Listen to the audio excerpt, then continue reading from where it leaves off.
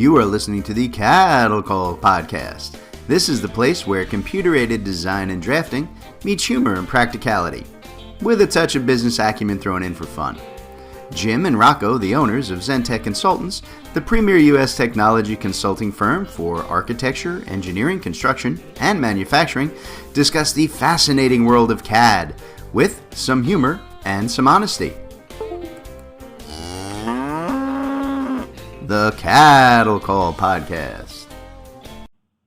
Hello, everybody, and welcome to another episode of the Cattle Call Podcast with Jim and Rocco from Zentech Consultants. I am Jim, your overworked and underpaid host, and with me, as always, is my partner, Rocco. The better looking one. I'm thinking more along the lines of overpaid and underworked, but that's just me. But who knows? But because he doesn't work hard enough, that means he has to suffer through that most important aspect of our show. Yes, ladies and gentlemen, it's time once more for the engineering joke of the week. All right, so Rocco. Yeah. Last week I was talking with a software engineer from a big CAD company. And I asked him, I said, look, man, you work for one of the biggest CAD systems on the planet. How can you know nothing at all about drafting and design? To which he answers, hey, I just design these CAD systems. I don't actually use them. And there you go. There's our engineer. There you go. Put the ba-dum-bum sound in there. It'll work. All right. A terrible joke. But hey, that's the whole point of them, to torture you. All right. So we have a repeat guest on the show today. Jeff Perry, founder of More Than ENG, a career coaching and development site focusing on helping professional engineers develop their careers, is with us once again. So, Jeff, we appreciate you being back on the podcast, sir. Yeah, glad to be here. Round two. I don't know why I'm putting myself through this again, but we'll see how it goes today. We'll see how it goes. See if he's dumb enough to go for round three. You know, most people tap out after two. We'll see how it goes.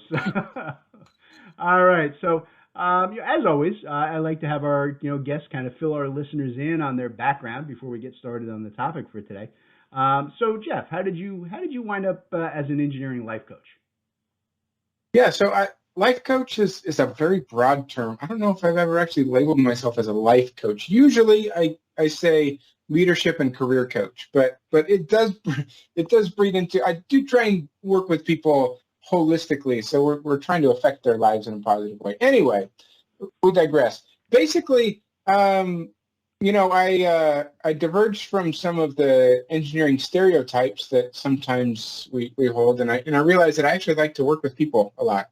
And so, long story short, a few years ago when I was working in corporate, I had opportunities to do training and coaching kind of internal to things, and I got into mindsets and how our mindset shift, the way that we move through changes in companies and individually and leadership and careers and different things like this. And I recognized that I just loved doing that work. It lit me up.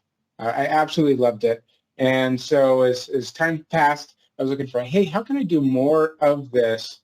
And got to one of those points, kind of a career plateau, where I knew there was a change that I needed to make, and decided to kind of put it all together, this area of coaching and training that I love to do, and my wide variety of engineering background that I had, and do coaching for engineers. And so here we are, a little over 3 years later, and really love doing this work. It allows me to have that front row seat to seeing others reach some of their biggest goals, which is just awesome. So I really love it. Nice. That's a good approach.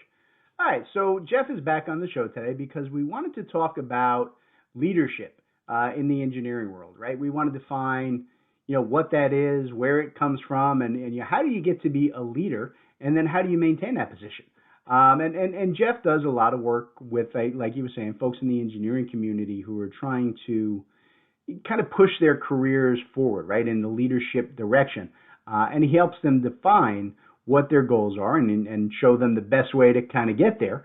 So he seemed like the perfect person to ask about leadership in general, right? So let's go there, Jeff. What is leadership in your mind? I mean, is it just about having more or better skills than the people around you, or do you think there are other considerations at play in leadership? Yeah, so there's a lot of considerations here, and I think we'll talk about this from a number of different angles in our conversation today. And just by the way, for anyone who's interested, I've got a resource on leadership that's free. People can go grab it, www.engineeringcareeraccelerator.com/90 days. It's a 90-day plan, especially for those who are thinking about leadership or are new into leadership, kind of a 90-day plan and moving through that process and some of the considerations. And we'll be talking about some of those principles that are in there today. But usually when we think about leadership, most people think about a position that they have in a company, an organization, or something like this, right? I'm a manager, I'm a director, I'm a CEO, whatever that is, or I want to be, or this person is, right? But leadership at its core is not about a title. Leadership really is about someone's ability to influence others, right? So this means that really, no matter what someone's position, anyone can be a leader if they have influence, okay? So thinking about, I think about some of the people who have been most influential to me in my life and my career, and many of them have not been formal managers of mine in any sense, right? So sometimes if we're talking about in a career context or at work, they've been people who I worked with. Maybe they were peers, but we collaborated and I connected and I learned a lot from them, but they weren't my manager in any context, or just other people in my life, mentors that I found, friends, and others who have been that person to where I can ask questions, where I feel safe, where I feel supported to move through some of the big changes that I moved through in my life. And they didn't have some title, like they weren't like, hey, I am Jeff's official mentor or leader in this situation, right? Like, but someone who just has that ability to influence and help someone. Now, you're also talking about skills, like do they need to have better skills? Here's the thing that's funny is that often, or I don't know if funny is the right word, but often in engineering and other functions and industries too, it tends to be the natural course of events that the person with the most experience or the best technical skills kind of becomes the team leader, ends up becoming a manager. And that's okay, but it's also important for us to recognize that the skills to be a great leader or manager in any context are different than those of being a great senior technical expert, right?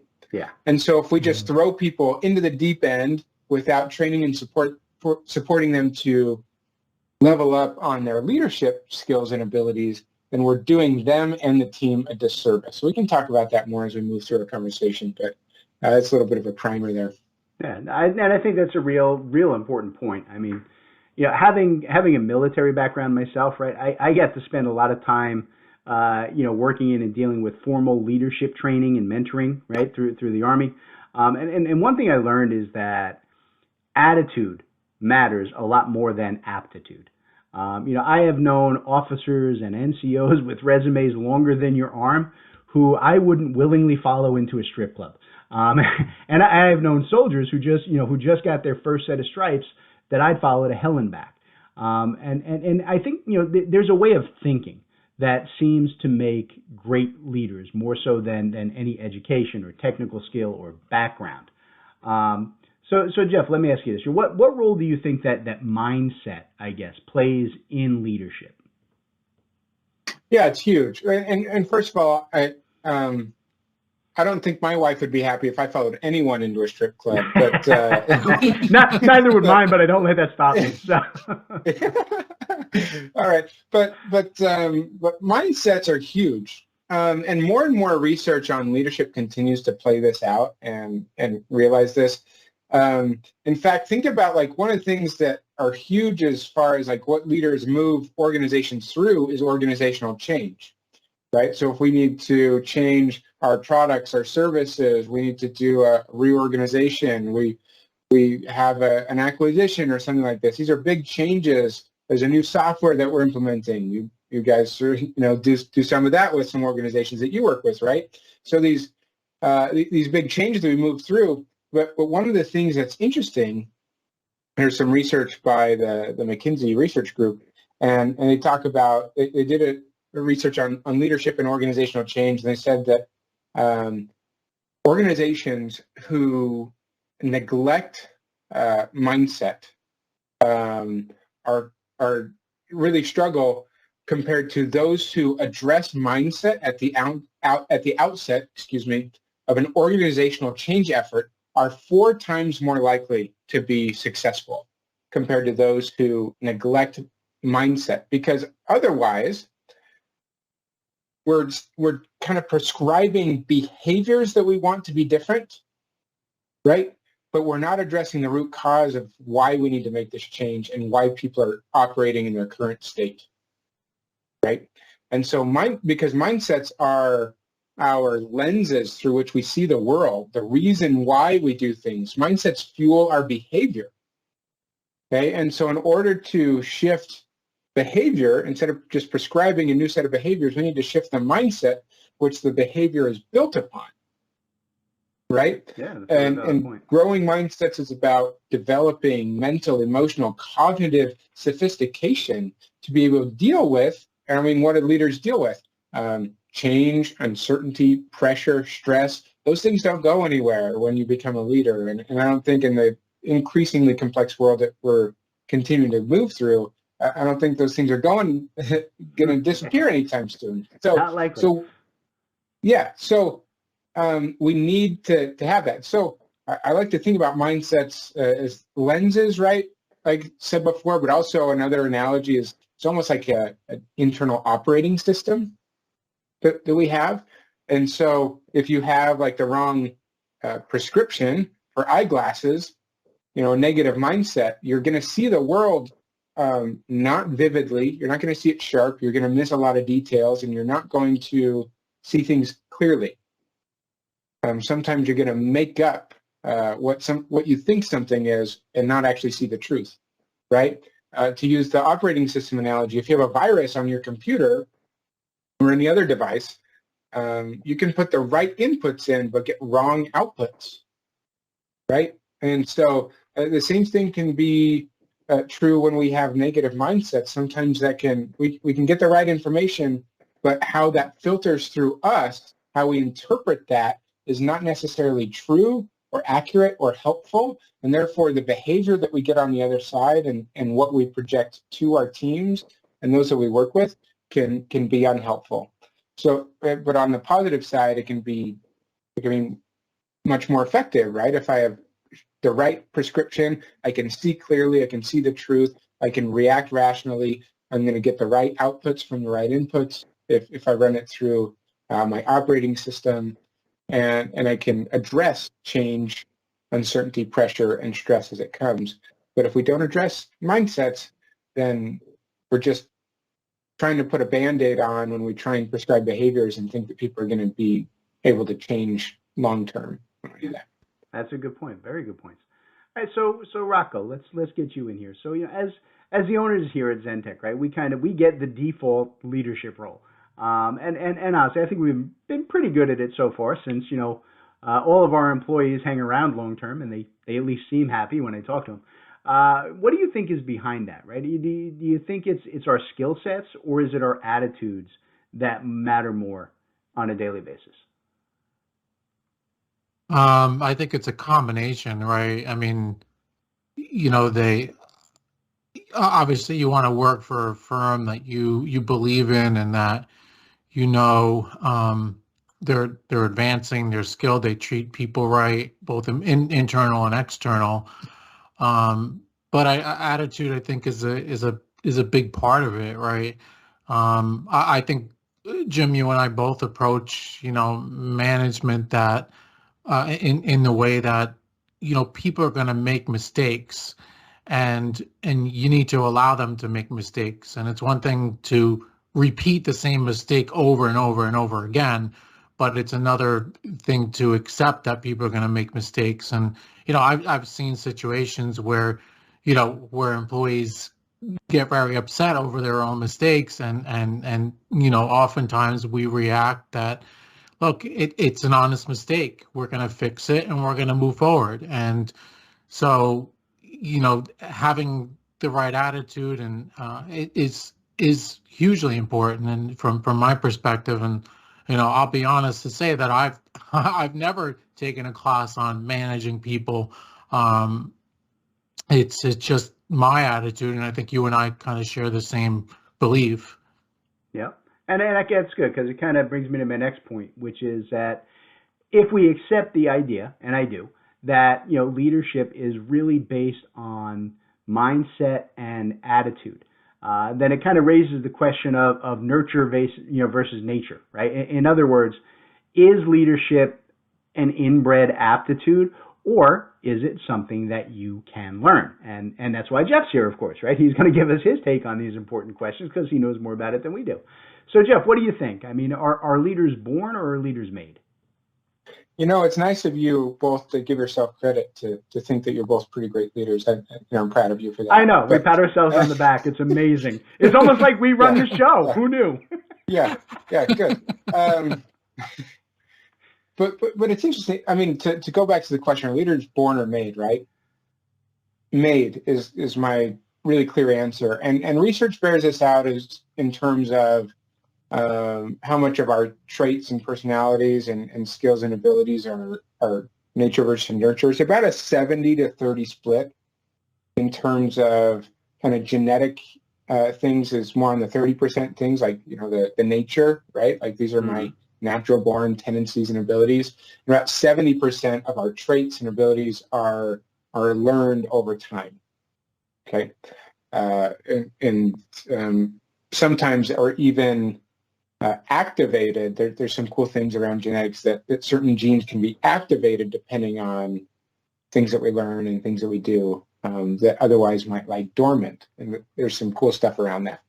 Anyway, so leadership, I look at leadership in general as a skill that can be learned just like just about anything. So, I mean, you both in your work with a lot of companies who are trying to work with CAD systems and things like that. If someone's new to CAD, they need to learn that skill of the design principles, how to use the actual software, how to document appropriately, and all the different pieces that go along with that, right? Mm-hmm. Now, leadership is a skill like that, but it's a little bit more complex, right? So,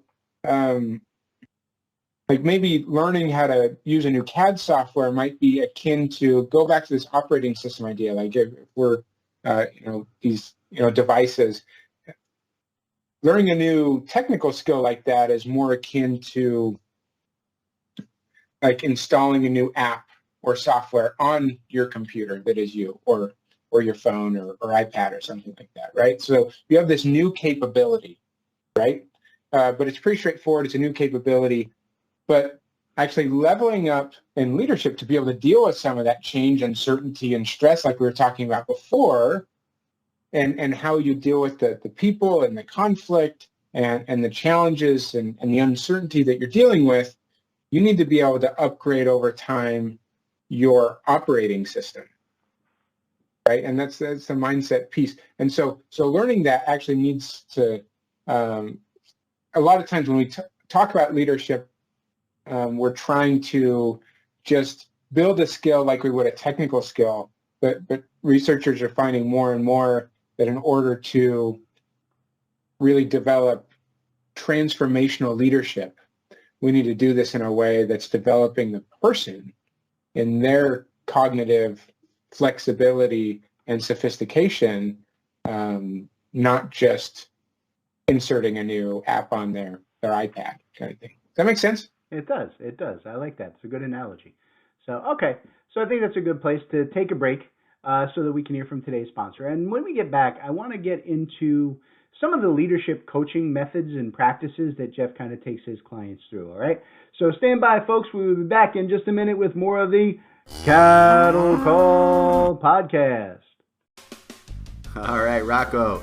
Today's Cattle Call Podcast is brought to us courtesy of Civil Site Design, one of the coolest new tools to hit the site engineering and development systems in the last decade.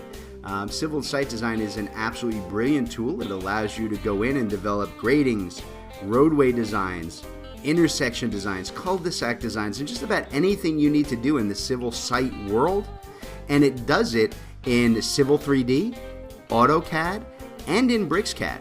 Any system that you're working in, civil site design is going to make your day-to-day workflow run a whole lot easier and a whole lot faster. It's one of the most amazing tools I have seen in a very, very long time.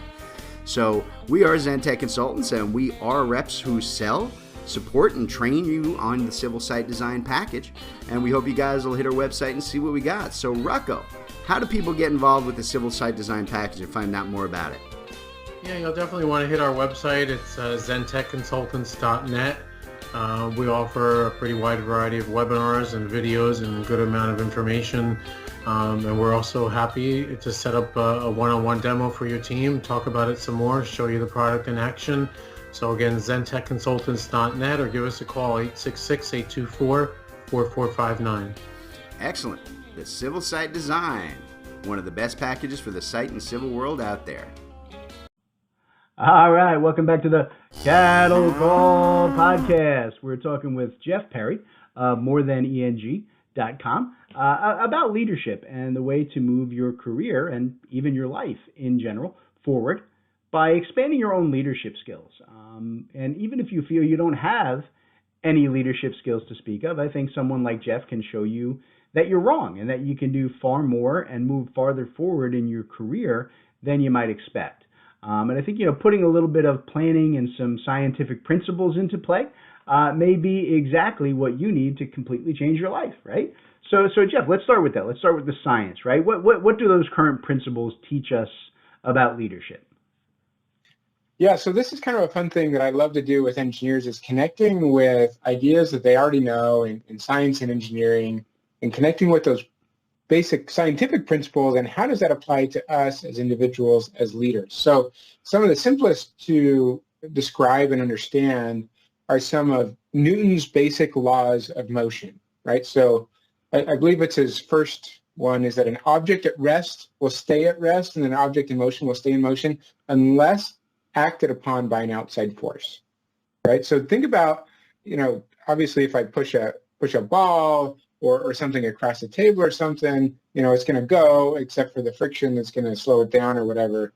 But so many times in our individual lives, in our teams, in our organizations, we might find ourselves at rest, right, in some form or fashion. We're not making progress. We don't feel like we are moving in the right direction. And so what needs to change here is we need to find what is that outside force.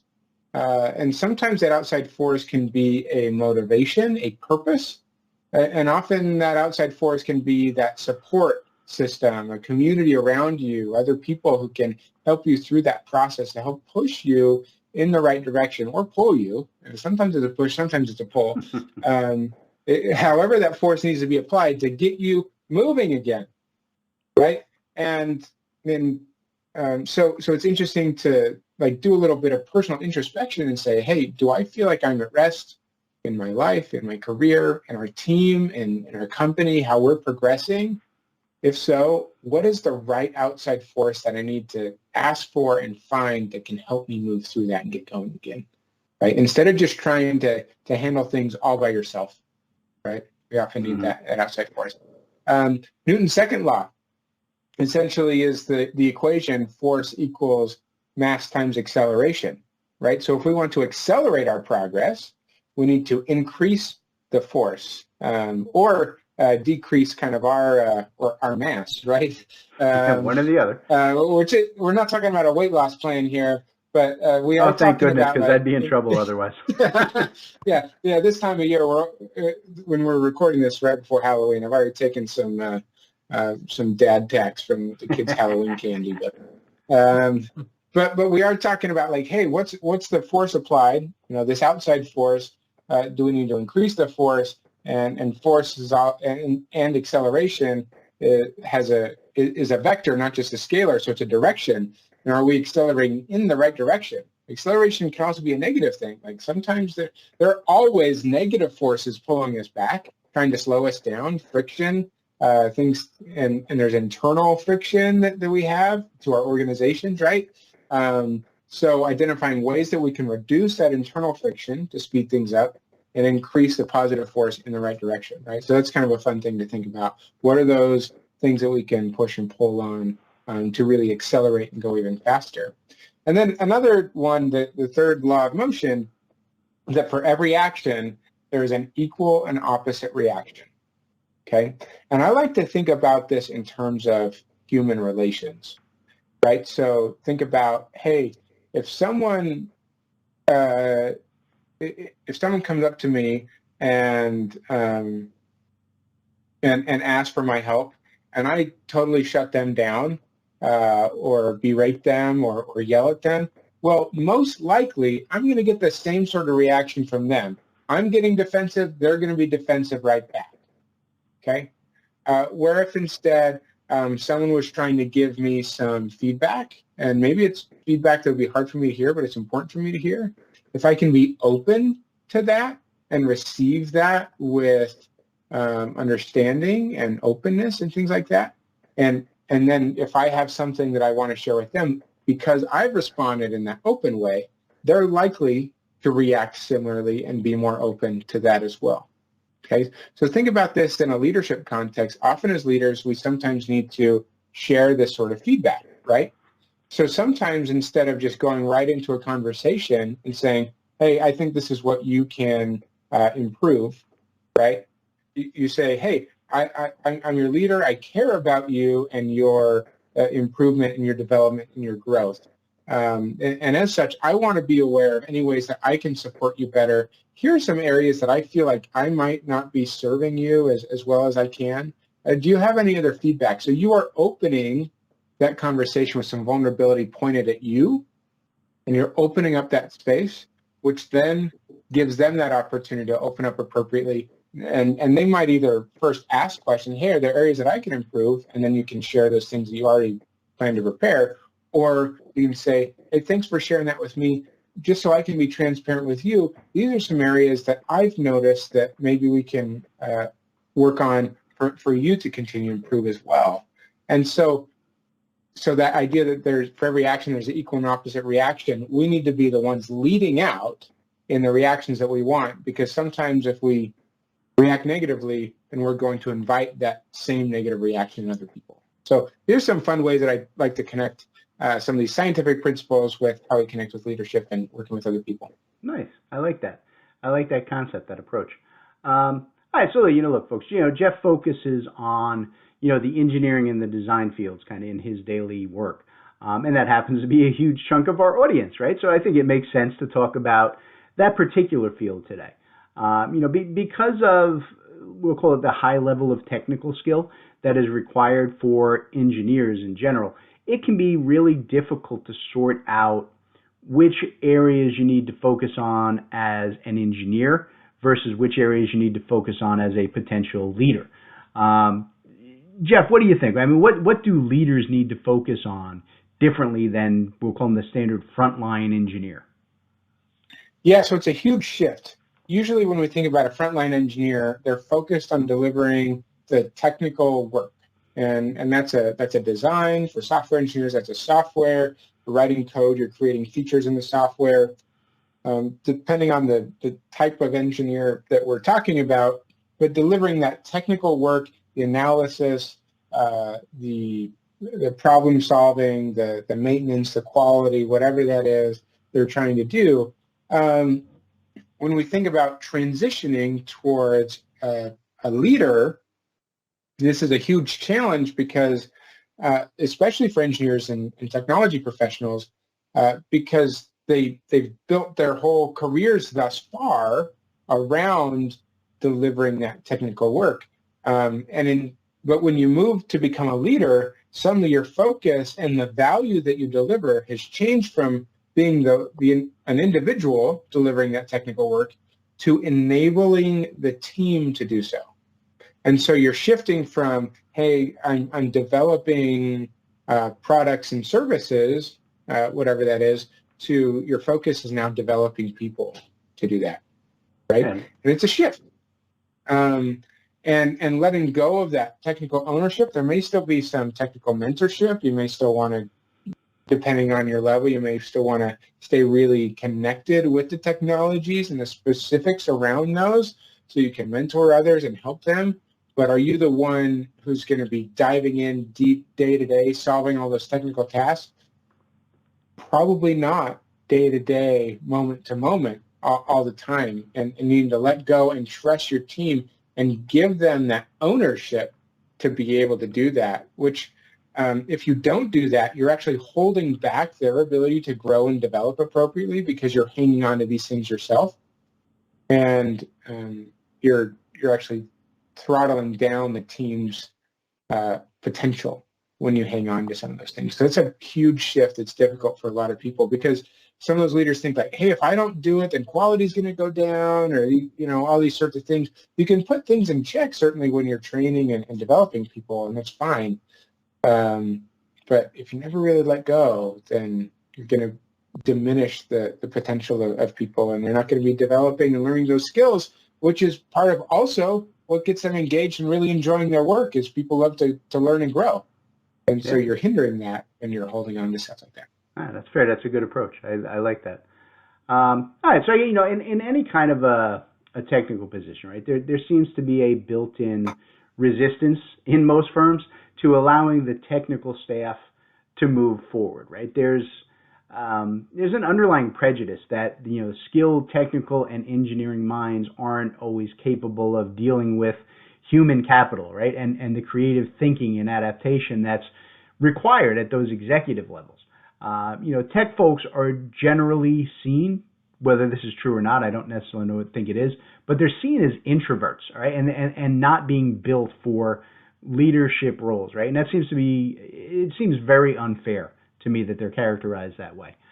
So Jeff, let me put it to you in a real simple question, right? Do you think that people need to be an extrovert in order to be a good leader? No, not at all. Some of my most favorite leaders that I've interacted with have been natural introverts. And extrovert has nothing to do with great leadership. It's just a way that we interact with people and we kind of recharge our batteries. Okay. I've seen natural introverts be great, even speakers, right? And be able to woo the crowd, but it's exhausting to them, where an extrovert would get a bunch of energy out of that experience.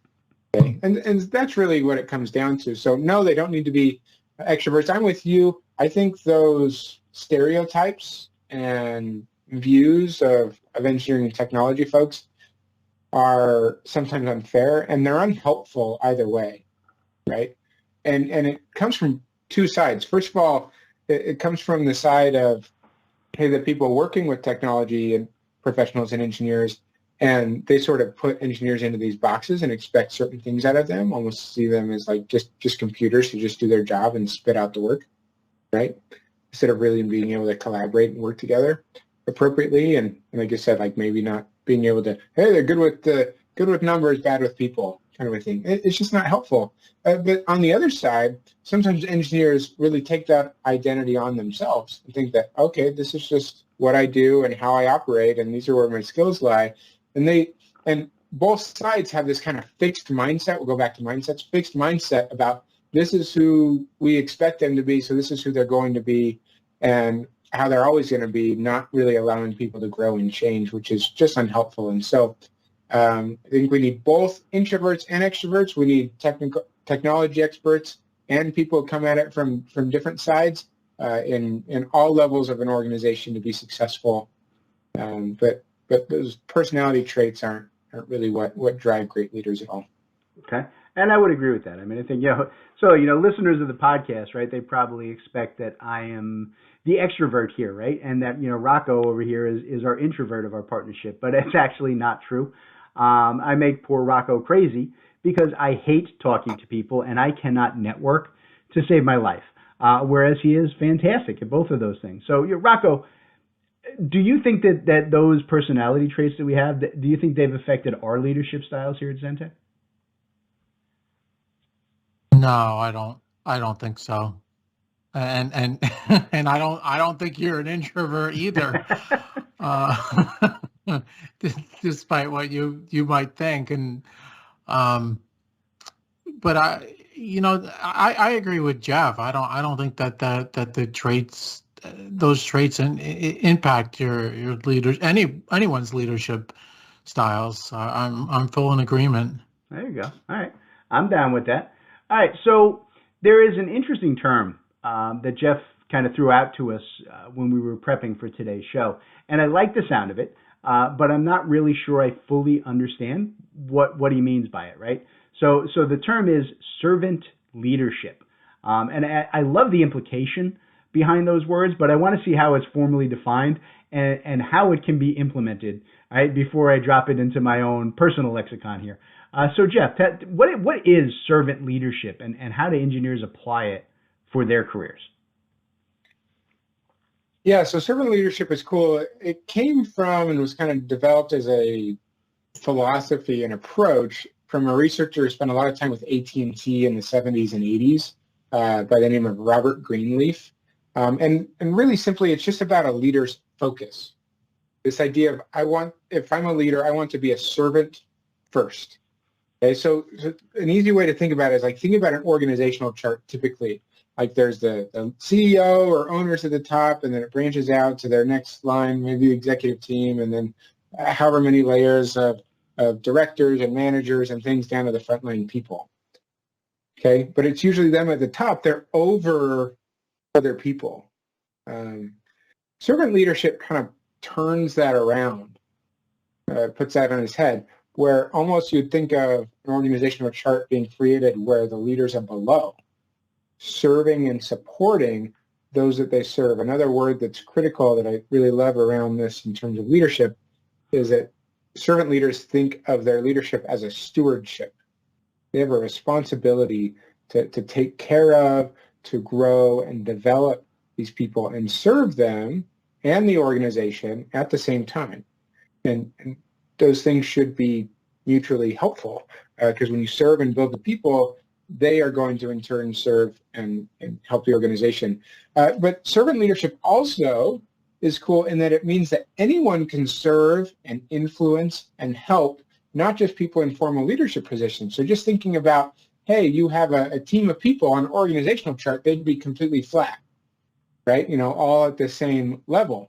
But any one of them in any instance can take this approach like, hey, I want to serve and train, the other people on my team on a expertise or a skill that I've gained, or help each other out in collaborating on certain challenges or projects or problems that we're trying to solve, right? And so suddenly I can take this little mini team that I'm in here, and I can take the influential servant leadership approach, even though I don't have that title of being a leader in that case. So servant leadership lets anyone be a leader in the ways that they serve each other in the organization, in a community, in a family. I mean, any group that you can think of here, just by saying, hey, I want to be a servant first, I have a stewardship, and I want to care about and grow and build the people around me.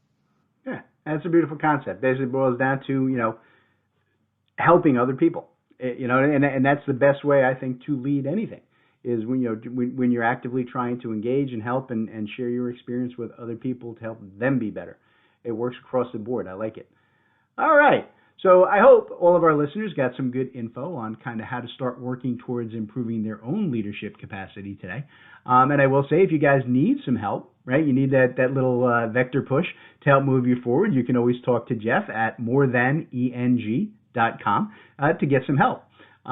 So, Jeff, first of all, I just want to thank you for taking the time out of your schedule to be here yet again. It's always a pleasure to have you on, sir. It's an entertaining conversation.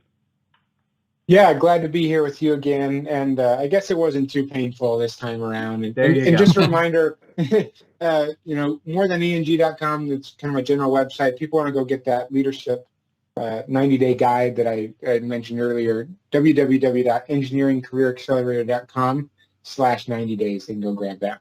There you go. Go get it, folks. You all need it. All right, we're going to get out of here, and we will catch you next time on the Cattle Call Podcast. All right, everybody. Today's Cattle Call was brought to you courtesy of Zentech Consultants. That's Rocco and I. Zentech Consultants works with design and manufacturing firms to help our clients purchase and implement the software that they need in these complex industries. We provide a single point of contact for clients to buy, develop, and learn the most vital software systems for your specific needs. Zentech strives to be your trusted technology partner from your initial needs all the way through long-term support and training for your entire staff. So Rocco, why don't you tell them how to reach out to Zentech?